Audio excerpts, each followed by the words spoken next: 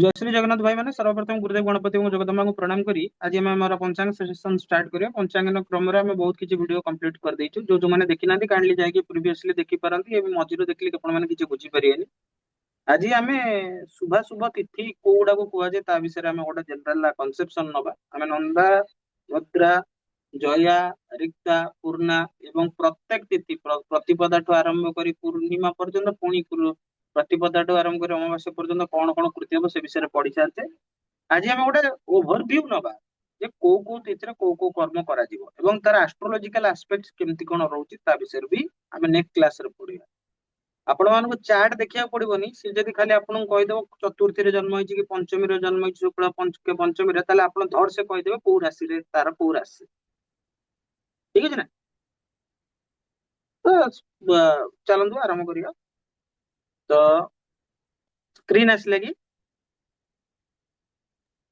Yes yes सामान्य शुभ शुभ सामान्य शुभ और अशुभ तिथि सामान्य रीति रे शुभ अशुभ तिथि कोगुड़ाक ना द्वितीया तृतीया पंचमी सप्तमी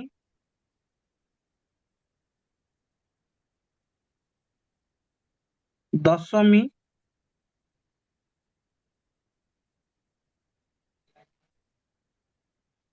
त्रयोदशी आम यही जाए पढ़ी खाली सामान्य रीति रे यही जिनिस गुड़ाक शुभ आते आम दीटा जिनस ऐड करवा गोटे है एकादशी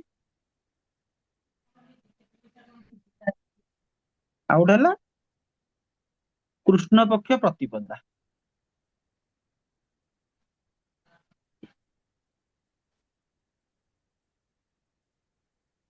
ठीक अच्छे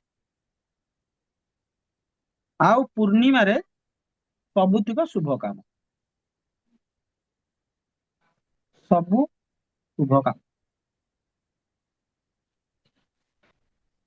द्वितीया एटा कृष्ण पक्ष हब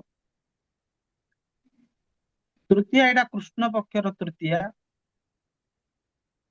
पंचमी एटा कृष्ण पक्षर पंचमी सप्तमी बोथ कृष्ण और शुक्ल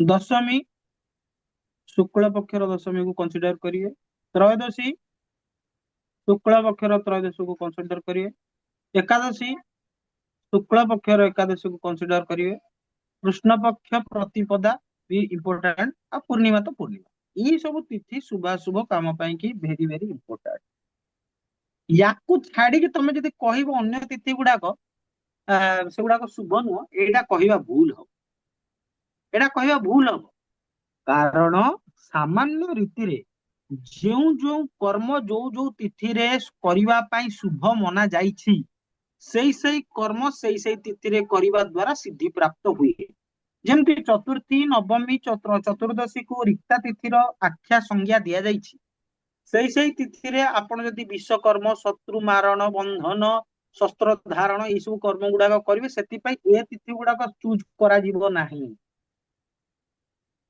ठीक अच्छे ना से रिक्ता तिथि के ही चूज करा जीवो कौन औषध तैयारी करवा यही सब तिथि गुड़ाक तैयारी करा जीवो चूज करा जीवो नाही रिक्ता तिथि को चूज करा जीवो ठीक अच्छे ना आउ गोटे भेरी भेरी इंपोर्टाट जिनिस मन रख ମୁଁ ତିନିଟା ପଏଣ୍ଟ କହିଲି ପ୍ରଥମେ କହିଲି ଏଗୁଡାକ ସାମାନ୍ୟ ଶୁଭ ଅଶୁଭ ତିଥି ଏଇ ତିଥି ଗୁଡାକ ଶୁଭ କିନ୍ତୁ ଅନ୍ୟ ଗୁଡାକ ଅଶୁଭ ନୁହଁ ସେଇ ସବୁ ତିଥିରେ ଯୋଉ ଯୋଉ କର୍ମ ଗୁଡାକ କରିବା ପାଇଁ କୁହାଯାଇଛି ସେଇଗୁଡାକ ଆପଣ କଲେ ସେଗୁଡାକ ସିଦ୍ଧି ପ୍ରାପ୍ତ କରିବେ କିନ୍ତୁ ଏଇଟା ଭେରି ଭେରି ଇମ୍ପୋର୍ଟାଣ୍ଟ ଏଇଟା ମନେ ରଖନ୍ତୁ କୃଷ୍ଣ ପକ୍ଷ ର ଚତୁର୍ଦଶୀ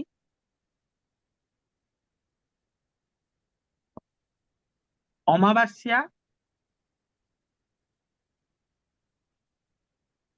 ଶୁକ୍ଳ ପକ୍ଷର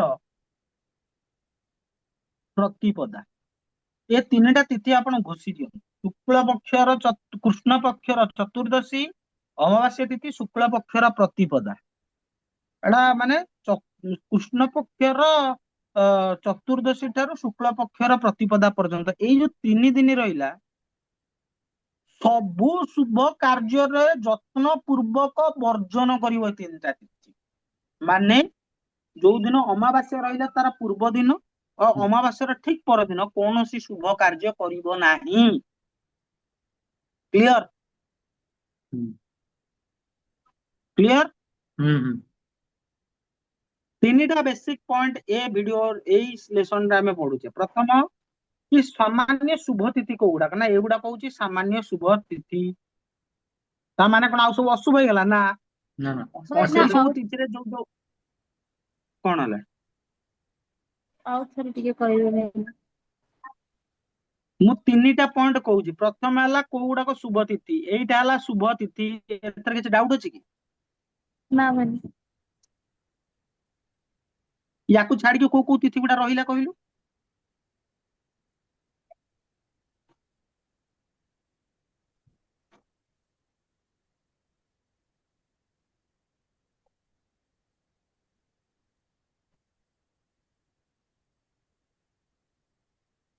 ରାଜ ବାବୁ, ୟାକୁ ଛାଡିକି କୋଉ କୋଉ ତିଥି ଗୁଡା ରହିଲା? କୋଉଟା? ଏଇ ଯୋଉ ଦ୍ଵିତୀୟ, ତୃତୀୟା, ପଞ୍ଚମୀ, ସପ୍ତମୀ, ଦଶମୀ କୁ? ହଁ। ଆଉ ଆଉ ଯେତିକ ବଳକା ରହିଗଲା ଆମର, କୋଉ କୋଉ ଗୁଡାକ ବଳକା ରହିଲା? ରହିଲା ପ୍ରତିପଦା ରହିଲା, ଆରେ ଚତୁର୍ଥୀ ରହିଲା। ତମକୁ କହୁଛି କୋଉ ତିଥି ଗୁଡାକ ଶୁଭ। କୃଷ୍ଣ ପକ୍ଷର ଦ୍ଵିତୀୟା ଶୁଭ, ହୁଁ କୃଷ୍ଣ ପକ୍ଷର ତୃତୀୟା ଶୁଭ, କୃଷ୍ଣ ପକ୍ଷର ପଞ୍ଚମୀ ଶୁଭ, ପଞ୍ଚମୀ ଶୁଭ, ବୋଥ ଶୁକ୍ଳ କୃଷ୍ଣ ପକ୍ଷର ସପ୍ତମୀ ଶୁଭ, ସପ୍ତମୀ ଶୁଭ। ଶୁକ୍ଳ ପକ୍ଷର ଦଶମୀ ଶୁଭ, ହୁଁ ଶୁକ୍ଳ ପକ୍ଷର ତ୍ରୟୋଦଶୀ ଶୁଭ, ଶୁକ୍ଳ ପକ୍ଷର ଏକାଦଶୀ ଶୁଭ, ହୁଁ କୃଷ୍ଣ ପକ୍ଷର ପ୍ରତିପଦା ଶୁଭ, ପୂର୍ଣ୍ଣିମା ସବୁ କାମରେ ଶୁଭ। ଏତିକି କ୍ଲିୟର? ଏଇ ତିଥିକୁ ହୁଁ ଛାଡିକି ଅନ୍ୟ ଯୋଉ ତିଥି ଗୁଡାକ ରହିଲା, ସେ ତିଥି ଗୁଡାକ ତୁମେ ସେଇ ତିଥି ହିସାବରେ ଯୋଉ ଯୋଉ କର୍ମ ଗୁଡାକ ପଢେଇଥିଲି, ସେଇଥିରେ ତୁମେ ସେଇ କର୍ମ ଗୁଡାକ କରିଲେ କିଛି ଅସୁବିଧା ହେବ ନାହିଁ। କ୍ଲିୟର? ହୁଁ ରିକ୍ତା ତିଥିରେ ବନ୍ଧନ, ମାରଣ, ବିଶ୍ୱକର୍ମ ସବୁ କରାଯାଏ। ତମେ ଏଇ ତିଥି ଗୁଡାକ, ସେଇ ରିକ୍ତା ତିଥିର କର୍ମକୁ ଏଇ ତିଥି ଗୁଡାକ ଚୁଜ କରିବ ନାହିଁ। ଏଗୁଡାକ ହେଲା ଶୁଭ କର୍ମ ପାଇଁ ତିଥି ଗୁଡାକ ମୁଁ ଦଉଛି। ବିବାହ, ବ୍ରତ, ଉପନୟନ ଏଇ ସବୁ ଜିନିଷ ଗୁଡାକ ପାଇଁ ଦିଆଯାଉଛି। ଏବଂ ସବୁବେଳେ ମନେ ରଖିବ, ଅମାବାସ୍ୟାର ପୂର୍ବ ଦିନ, ଅମାବାସ୍ୟାର ପରଦିନ ଟାକୁ ଛାଡିଦବ। ଅମାବାସ୍ୟାର ପୂର୍ବ ଦିନ କୋଉଟା? ନା କୃଷ୍ଣ ପକ୍ଷ ଚତୁର୍ଦ୍ଦଶୀଟା ହଉଛି ଅମାବାସ୍ୟାର ପୂର୍ବ ଦିନ।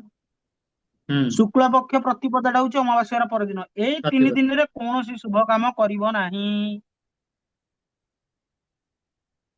ସଦା ସର୍ବଦା ବର୍ଜନୀୟ ଏ ତିଥି ଗୁଡାକ। ଏଇ 14, ତିଥିରେ 15 ଆଉ କୌଣସି 1। ଶୁଭ କାମ ହେବ ନାହିଁ। କୃଷ୍ଣ ପକ୍ଷର 14, କୃଷ୍ଣ ପକ୍ଷର 15, ଶୁକ୍ଳ ପକ୍ଷର 1। 1। 14, 15, 1 କହିଦେଲେ ଭୁଲ ହେଇଯିବ। କୃଷ୍ଣ ହୁଁ ପକ୍ଷର 14, କୃଷ୍ଣ ପକ୍ଷର 15, ଶୁକ୍ଳ ପକ୍ଷର 1। 1। ହଁ, ଠିକ ଅଛି। ଶୁକ୍ଳ ପକ୍ଷର ପ୍ରତିପଦା, ଶୁକ୍ଳ ପକ୍ଷର କୃଷ୍ଣ, ମାନେ ଯୋଉ ଯେତିକି ତିନିଟା କଥା କହିଲି, ସେ ତିନିଟା କଥା ତୁମେ ମୁଣ୍ଡରେ ପୁରେଇ ଦବ। ସେଇ ତିନିଟାକୁ ଆରାମସେ ଦେଖିବ କି ସେ ତିନିଟା ତିଥି ବର୍ଜନୀୟ। ଆଉ ବାକି ଯୋଉ ଶୁଭ ତିଥି କହିଲି, ଯାହା ପଢେଇ ତାକୁ ମନେ ରଖିବ। ଆଜିର ସେସନ ପାଇଁ ସମସ୍ତଙ୍କୁ ଜୟ ଶ୍ରୀ ଜଗନ୍ନାଥ।